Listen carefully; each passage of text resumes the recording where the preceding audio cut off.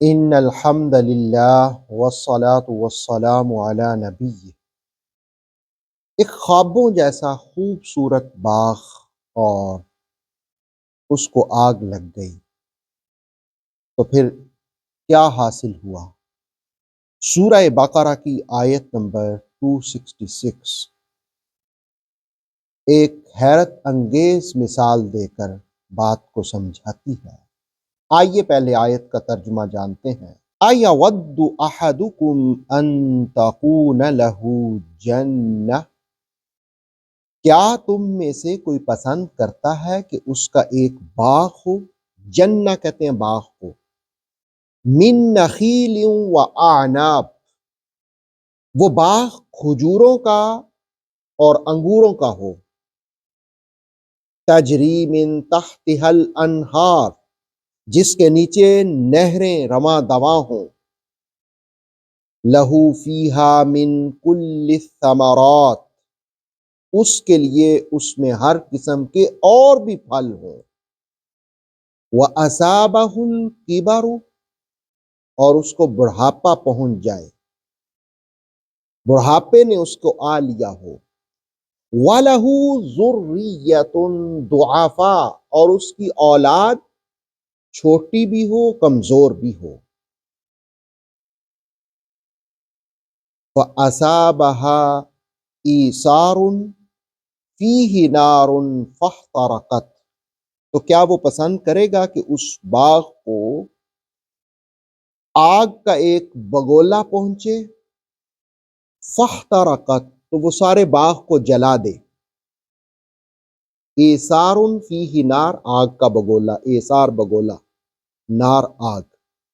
کذالک یبین اللہ لکم الآیات لعلکم تتفکرون، اسی طرح اللہ تعالیٰ اپنی نشانیاں، اپنی آیات بیان کرتا ہے تاکہ تم غور و فکر کرو۔ سورہ بقرہ کی 266 آیت میں ایک مثال دے کر بات کو سمجھایا گیا کہ سوچو ذرا، کیا تم میں سے کوئی شخص پسند کرتا ہے کہ اس کا ایک باغ ہو کھجوروں کا، انگوروں کا، اور بھی ہر قسم کے پھل ہوں، اور اس باغ کے مناظر یہ ہوں کہ اس میں سے نہریں بھی رواں دواں ہوں، شفاف ندیاں بھی پانی کی ہوں، اور پھر وہ بندہ ساری زندگی محنت کر کے جب بوڑھا ہو اور بڑھاپے میں اس کی اولاد بھی کمزور ہو، تو کیا کوئی شخص پسند کرتا ہے کہ اس کو آگ کا ایک بگولا آئے اور سارے باغ کو جلا کر کے راکھ کر دے؟ یقیناً کوئی نہیں پسند کرتا۔ تو اس آیت میں جو نصیحت اور سبق دیا گیا وہ یہ کہ اس سے پہلے خرچ کرنے کی فضیلت بیان کی گئی مختلف آیات میں، اور پھر کہا گیا کہ جب تم اللہ کی راہ میں خرچ کرو تو کسی کو اذیت نہ دو، کسی پر احسان نہ جتلاؤ، ریاکاری نہ کرو۔ یہ تین چیزیں اہمیت کے ساتھ بیان کی گئی۔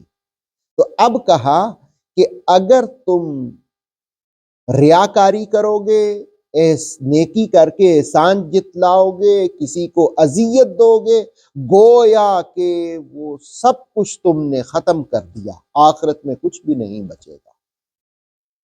آخرت کے حصول کے لیے اخلاص کی ضرورت ہے، حسن نیت کے ساتھ اعمال کرنے کی ضرورت ہے، اس میں احسان جتلانا نہ ہو، اس میں کسی کو اذیت دینا نہ ہو، اور اس میں ریاکاری نہ ہو، تو اخلاص ہی اخلاص ہو۔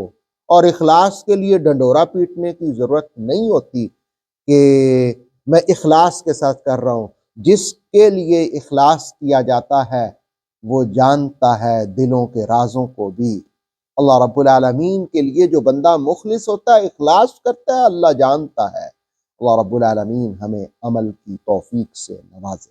اوتھینٹک اسلامک نالج کے لیے نور وحی یوٹیوب چینل کو سبسکرائب کیجیے، بیل آئیکن کو پریس کرنا مت بھولیے۔